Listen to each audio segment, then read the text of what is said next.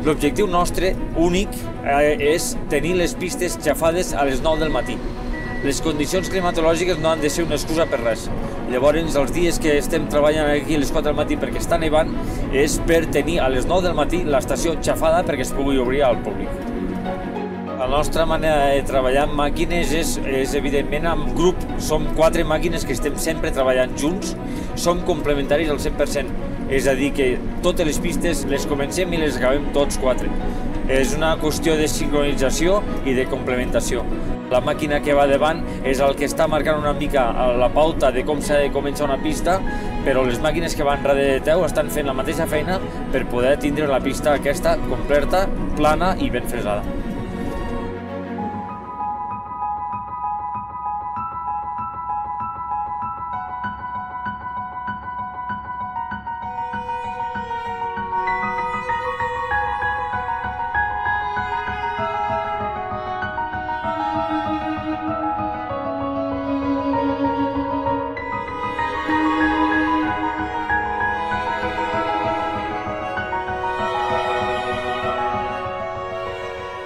El tema del xafat de neu és molt més complex del que ens pensem. Cada dia és un dia diferent, perquè cada dia la qualitat de neu és diferent. Per força, és un element natural que varia constantment. Llavors, aquesta neu s'ha de treballar. La màquina es composa de davant cap a darrere de molts elements. El primer és la pala, amb el qual trenques la capa de sobre de la neu.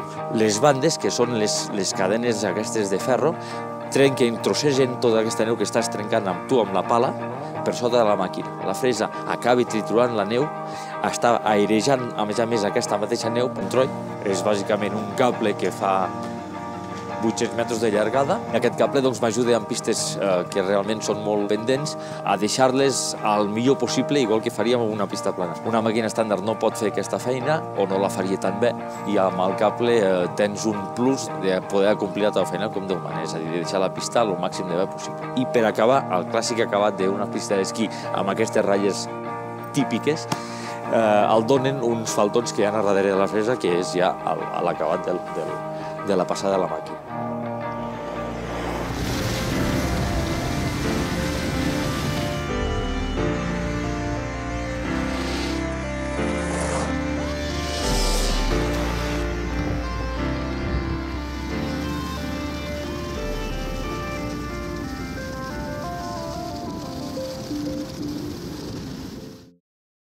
Els dies que es lleven quan estàs encara al cap de la coma, que vol dir que potser no tens la feina prou adelantada, però bueno, és excepcional els dies que pots veure llevar-se. Uns colors que jo mateix he provat de fotografiar i són tan macos que no surten ni a les fotos. O ho vius o no ho pots apreciar, per molt que t'ho expliquin o per molt que t'ho ensenyin.